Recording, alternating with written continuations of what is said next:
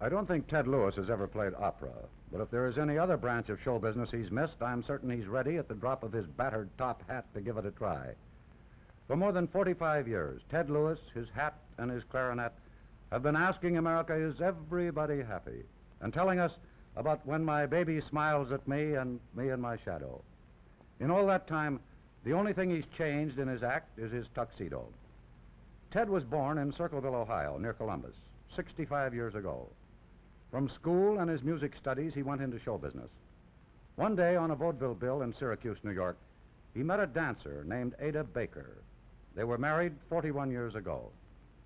And just 26 years ago, Ted and Ada Lewis found an apartment they liked in this building on New York's west side, overlooking Central Park. They liked it so much that it's been their home ever since. A place to rest and plan before starting out again on a tour of the country. Evening, Ted.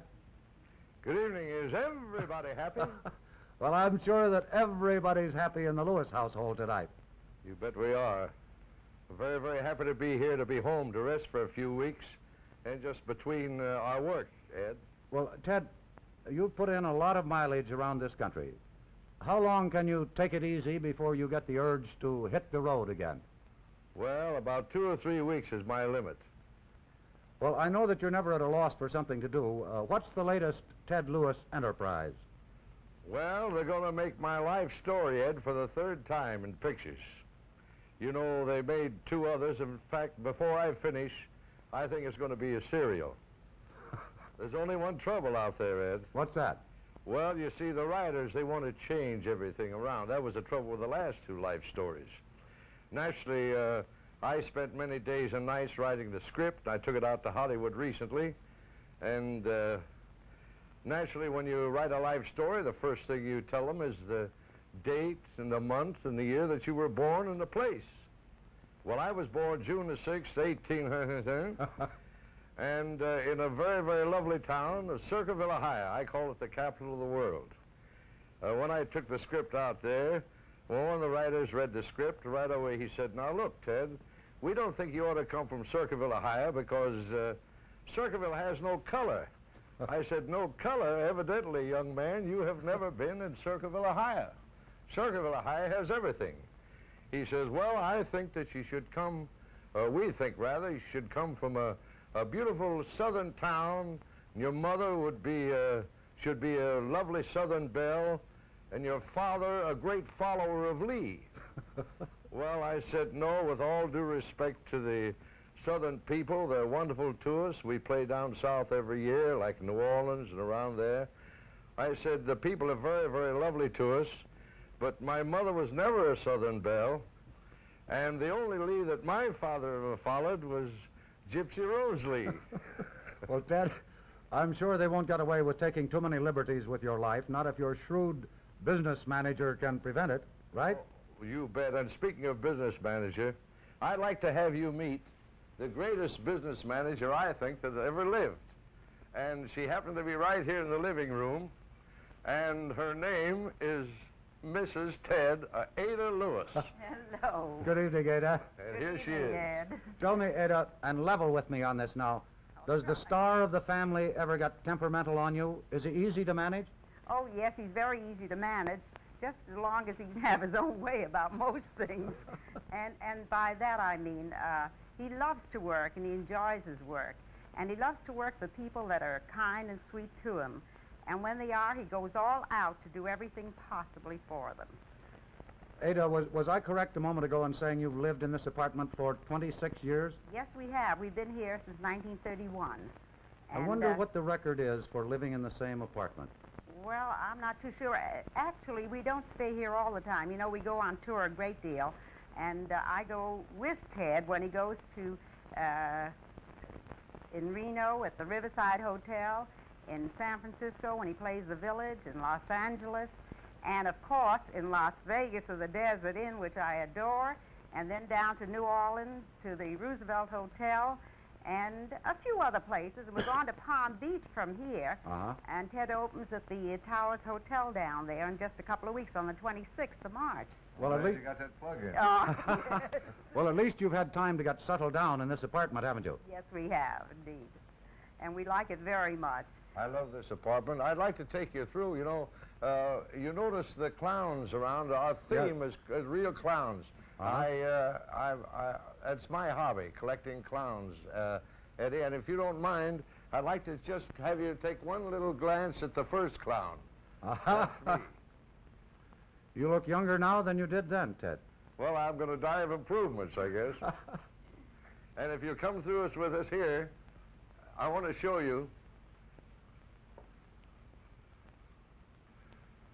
Here's a little fella, and any time I feel blue and down in the dumps, all I do is take a look at him for a few minutes, and I feel pretty good. He cheers me up. He makes me feel better too, Ted. Does he? Good.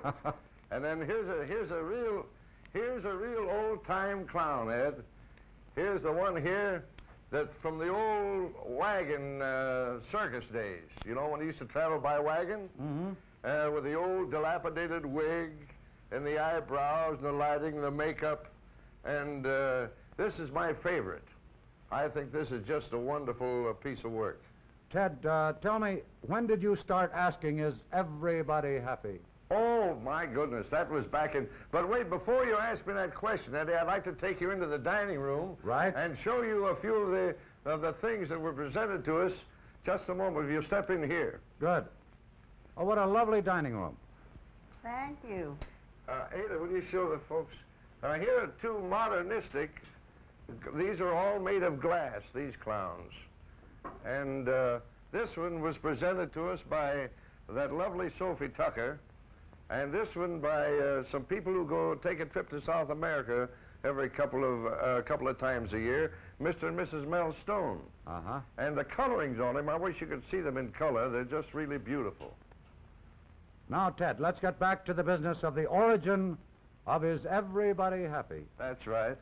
When did you start using that? Oh, well, this happened back in 1917 when I was with Earl Fuller's jazz band. I was leading a band in Rector's Restaurant here on 48th Street and Broadway. And it was during the time of the First World War, and everybody was a little low. All of the soldiers would be up with their girlfriends dancing, and this was our opening night.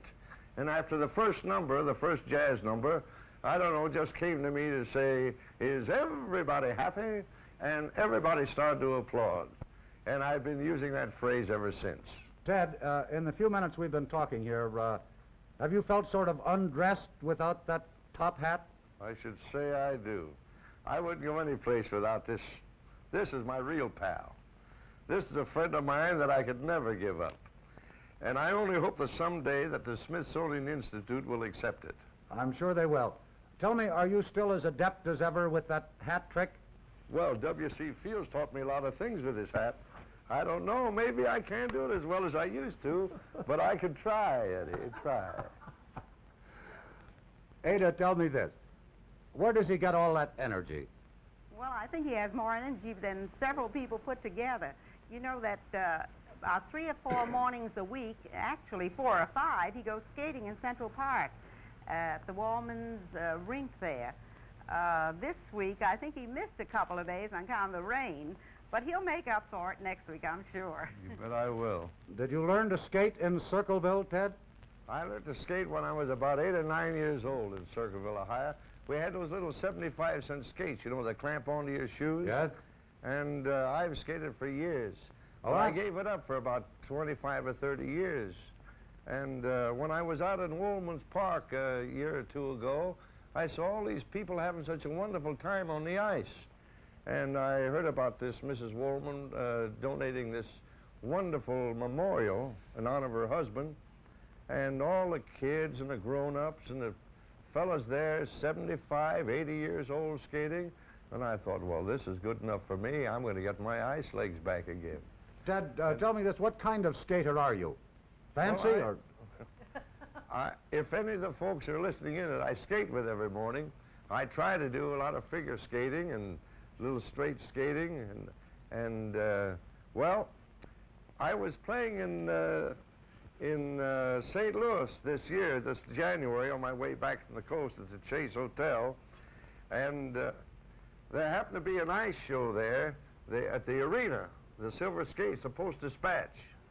And one of the fellows, I spoke about my skating, and he was one of the officials, and he asked me if I'd like to come down and skate.